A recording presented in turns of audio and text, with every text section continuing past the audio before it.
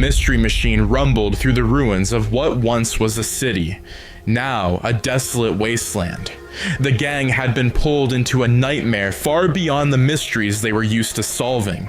What started as a simple investigation into strange occurrences had spiraled into something much darker.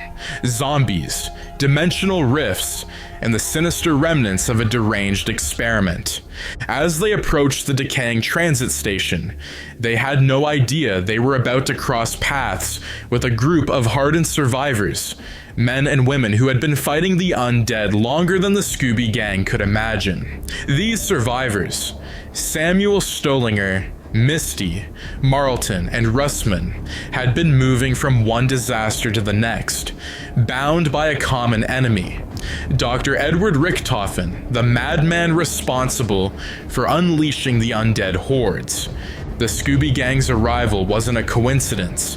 They had been drawn into the same conflict.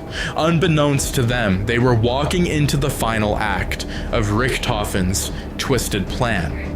In the heart of the transit station, the original survivors were in a heated battle with the undead. Misty wielded her shotgun with deadly precision, her boots kicking up dust as she mowed down zombies. Marlton worked feverishly at a broken terminal, desperately trying to decipher Richtofen's next move. Russman, grizzled and grim, fought back the undead with brute force, while Stuhlinger muttered to himself, caught in his own paranoid world, still hearing Richtofen's voice in his head. The Scooby-Doo gang's van rolled to a halt outside, the air thick with the stench of decay. The gang stepped out, cautiously advancing toward the station. They had no idea they were about to collide with the survivors. The survivors and the Scooby gang met in the station's main hub. A tense moment as the seasoned warriors of the apocalypse sized up these seemingly out-of-place newcomers. Stuhlinger's paranoid gaze shifted from one Scooby gang member to the next, clearly suspicious of their arrival.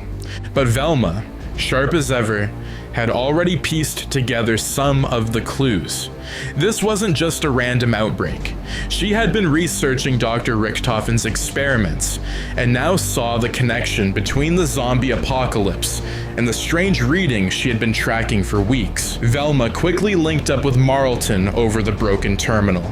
Marlton, fascinated by Velma's intellect, worked with her to crack open the encrypted files, revealing Richtofen's grand plan: to seize control of the ether and manipulate time and reality itself, turning all dimensions into his own personal playground.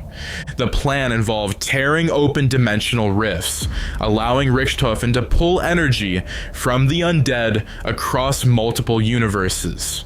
Every horde of zombies they faced was a piece of that larger puzzle, a part of the endless energy Richtofen needed to fuel his conquest. As Velma and Marlton delved deeper into Richtofen's research, they uncovered something even more terrifying. The station wasn't just another outpost in the apocalypse. It was sitting on a massive dimensional rift, one that, if opened completely, would collapse the boundaries between worlds. Richtofen had been using the survivors as pawns, manipulating them into doing his bidding while he built his power.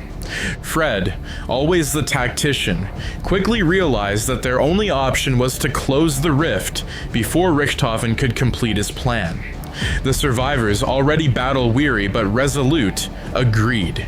They would have to work together, two groups from completely different worlds, fighting against the same madness.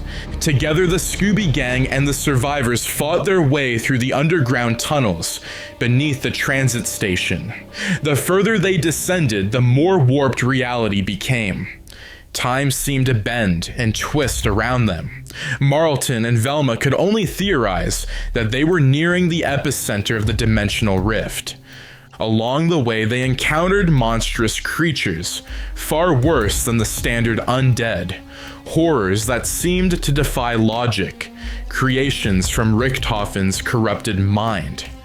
Misty and Fred led the charge through the endless waves, while Shaggy and Scooby, terrified but unwilling to abandon their friends, managed to distract the zombies long enough to keep the group moving. At the heart of the facility, they found it, the Rift Gate, massive, pulsating with sickly green light.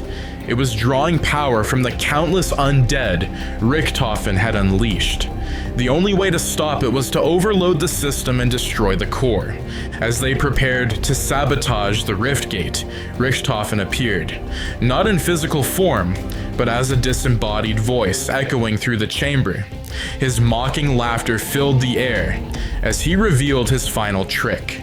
He had been manipulating Stuhlinger, whispering in his mind, guiding him toward this moment. Now, through Stuhlinger, Richtofen could take control and enact his plan to ascend as ruler of the ether. The survivors were thrust into chaos as Stuhlinger struggled with the voice in his head, trying to resist Richtofen's influence. The zombies surged forward, more ferocious than ever, as the Rift Gate began to destabilize. The Scooby Gang, out of their depth but undeterred, scrambled to help Marlton and Velma find a way to destroy the gate's core.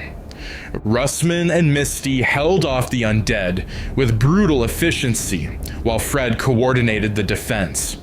Daphne and Shaggy, though terrified, worked with Scooby to rig explosives around the core, buying time for Velma and Marlton to finish the overload sequence.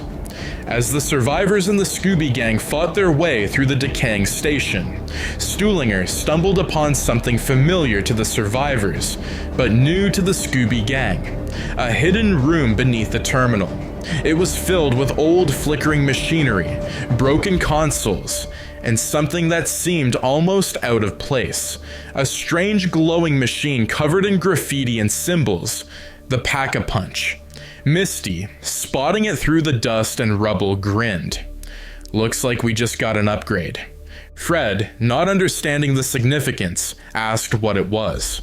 Marlton quickly explained that the Pack-a-Punch was an ancient machine designed to upgrade their weapons and gear, giving them the firepower they desperately needed to fight off the increasingly dangerous undead.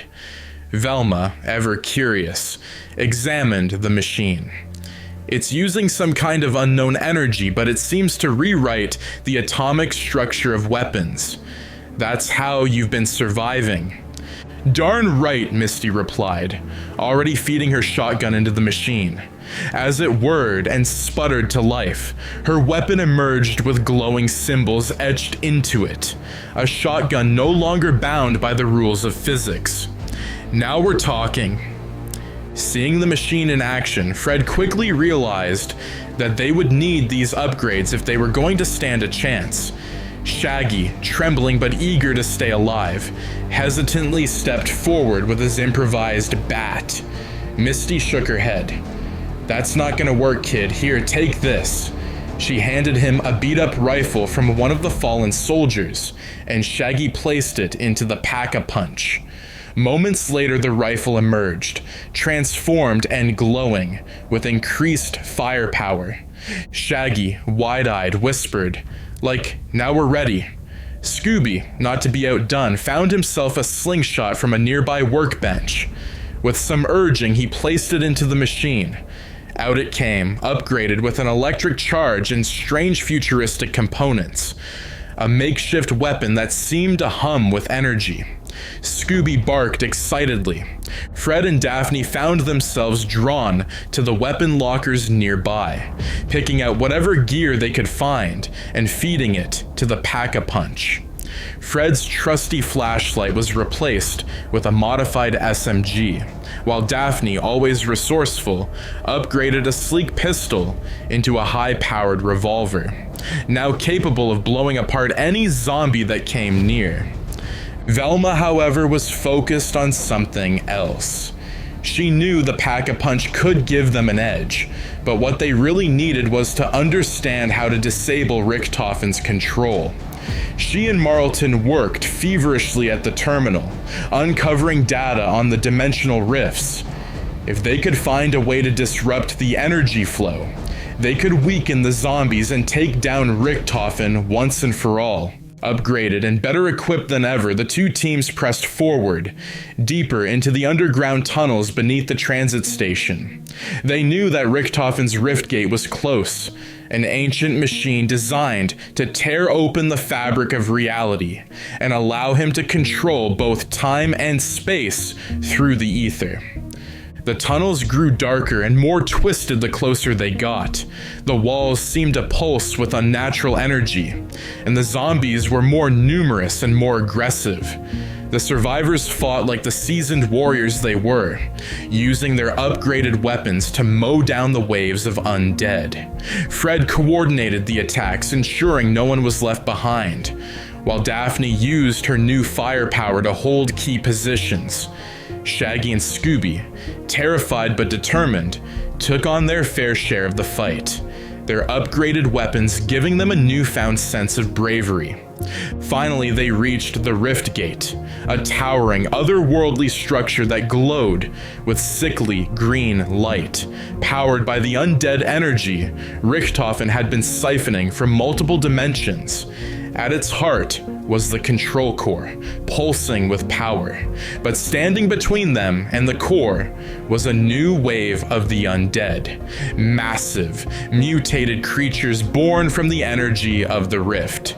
Misty and Russman tore through the creatures with their upgraded shotguns, while Fred and Daphne provided cover fire.